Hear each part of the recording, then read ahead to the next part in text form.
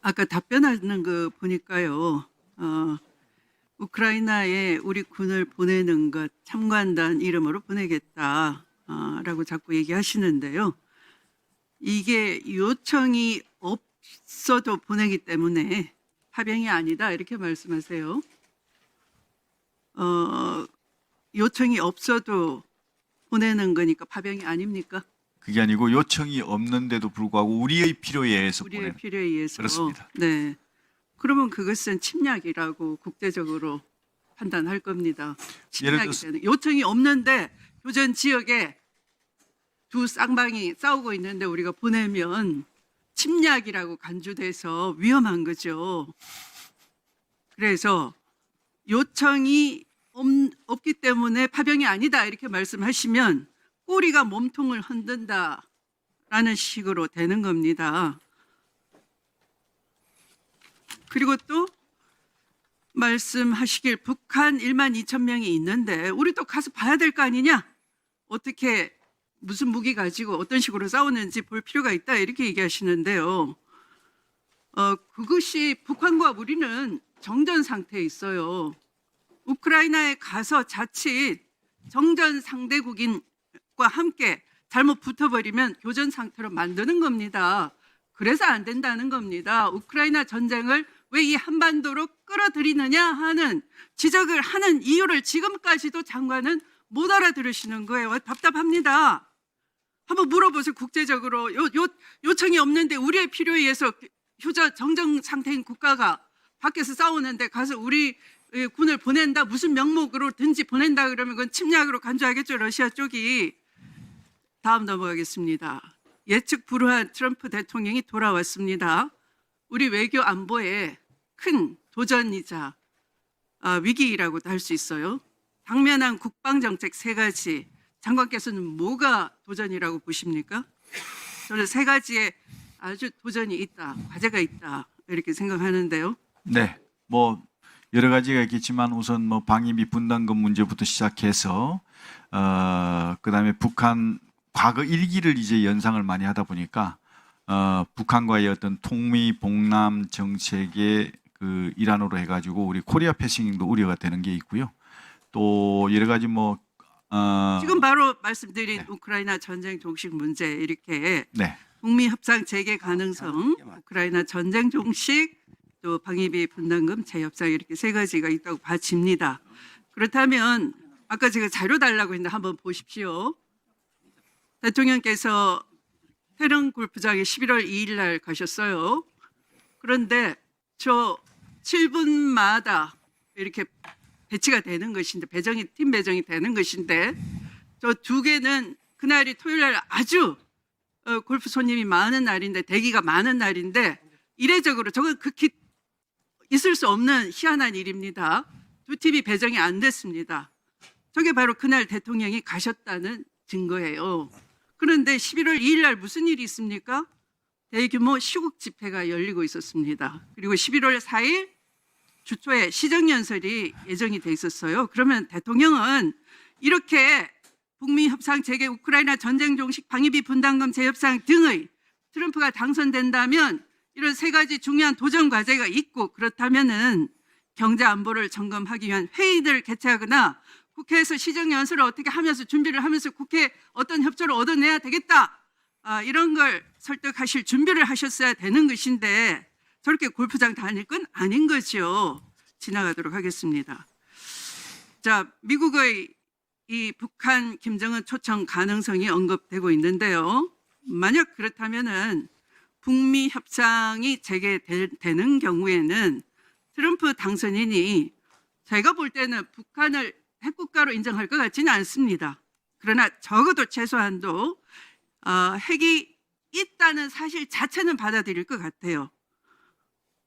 그러면서 핵실험과 추가적인 핵 개발을 중단 요구를 할 가능성이 있다고 봐집니다. 이럴 때 만약에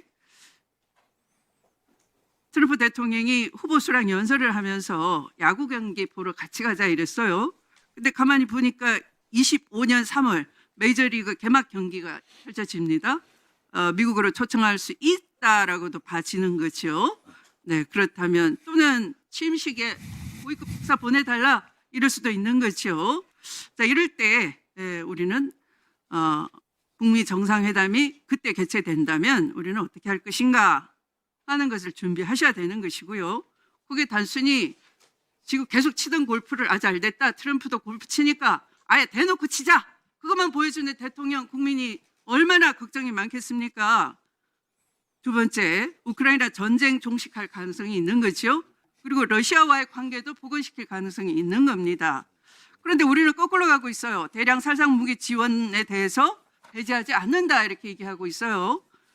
국회 동의도 안 받겠다는 식으로 막 나가고 계시는데 우리가 입장을 바꿔야 됩니다.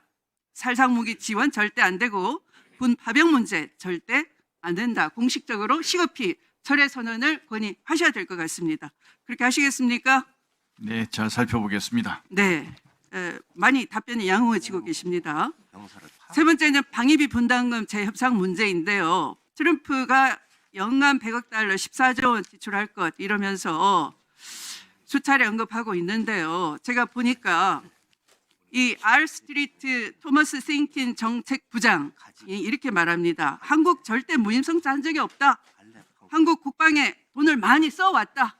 지금 금년도 예산도 그 삼축 체계 구축하기 위해서 6조 원 이상 우리 국방비 예산의 10% 이상을 거기 쏟아붓고 있는데요. 그걸 가지고 설명을 해야 되는 겁니다. 네, 우리 무임승차한 적 절대 없다. 엄청 미국 무기 많이 사주고 있지 않느냐? 지금도 계속 사고 있지 않느냐? 이렇게 얘기해야 되는 것이고요. 그리고 우리를 전략적 파트너로 승격을 시켜야 되는 겁니다. 한미를 군사훈련하면서 용병으로 취급받지 않도록 독도를 넘보지 않도록 우리 군의 기강을 잘 다잡으면서 우리 나름대로의 외교 전략을 수립하셔야 되는 거고요. 더 드릴까요? 네, 1분 더 드리십시오. 아까 제가 자료 요구를 달라고 한 것 중에 이 우리가 실제 방위비 분담금을 얼마나 내느냐 하는 자료를 좀 파악을 하기 위해서인데요.